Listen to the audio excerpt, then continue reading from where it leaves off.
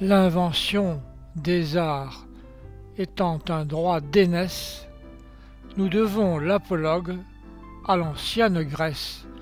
Mais ce champ ne se peut tellement moissonner que les derniers venus n'y trouvent à glaner. La Feinte est un pays plein de terres désertes. Tous les jours nos auteurs y font des découvertes. Je t'en veux dire un trait assez bien inventé. Autrefois à Racan, Malherbe l'a conté. Ces deux rivaux d'Horace, héritiers de Salyre, disciples d'Apollon, nos maîtres pour mieux dire, se rencontrant un jour tout seuls et sans témoin, comme ils se confiaient leurs pensées et leurs soins, Racan commence ainsi: dites-moi, je vous prie, vous qui devez savoir les choses de la vie, qui, par tous ces degrés, avez déjà passé, et que rien ne doit fuir en cet âge avancé, à quoi me résoudrais-je?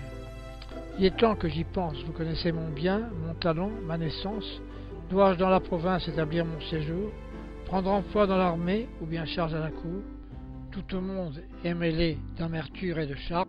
La guerre a ses douceurs, l'hymen a ses alarmes. Si je suivais mon goût, je saurais où buter. Mais j'ai les miens.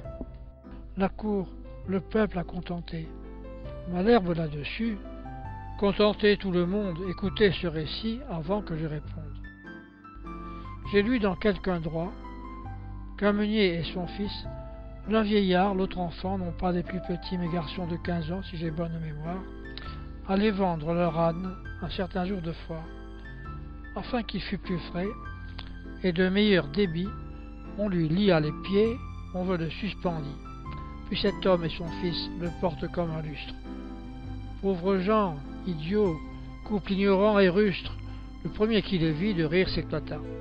Quelle farce vont-ils jouer ces gens-là? Le plus âne des trois n'est pas celui qu'on pense. Le meunier, à ces mots, connaît son ignorance. Il met sur pied sa bête et la fait détaler. L'âne qui goûtait fort l'autre façon d'aller se plaint en son patois.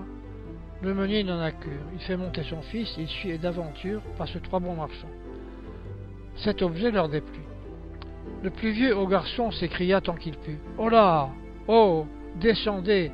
Que l'on ne vous le dise, jeune homme qui menait laquais à barbe grise. C'est à vous de suivre, au vieillard de monter. Messieurs, dit le meunier, il faut vous contenter. L'enfant met pied à terre, et puis le vieillard monte. Quand trois filles passant, l'une dit: c'est grand honte qu'il faille voir ainsi clocher ce jeune fils, tandis que ce nigaud, comme un évêque assis, fait le veau sur son âne, et pense être bien sage. Il n'est, dit le meunier, plus de veau à mon âge. Passez votre chemin, la fille, et m'en croyez. Après main colibée, coup sur coup envoyé, l'homme crut avoir tort et mit son fils en croupe.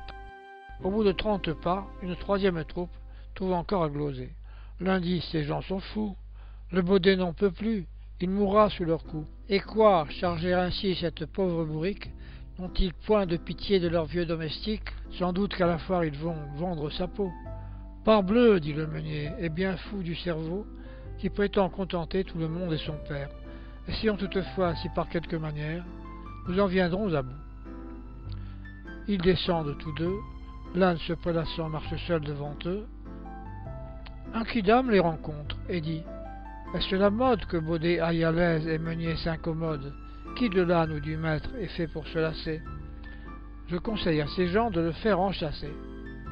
Ils jugent leurs souliers et conservent leur âne. Nicolas au rebours, car quand il va voir Jeanne, il monte sur sa bête et la chanson le dit: beau trio de baudet. Le meunier est parti. Je suis âne, il est vrai, j'en convainc, je l'avoue. Mais que dorénavant on me blâme, on me loue, qu'on dise quelque chose, que l'on dise rien, j'en veux faire à ma tête. Il le fit et fit bien. Quant à vous, suivez Mars ou l'amour ou le prince, allez, venez, courez, demeurez en province, prenez femme, abbaye, emploi, gouvernement. Les gens en parleront, n'en doutez nullement.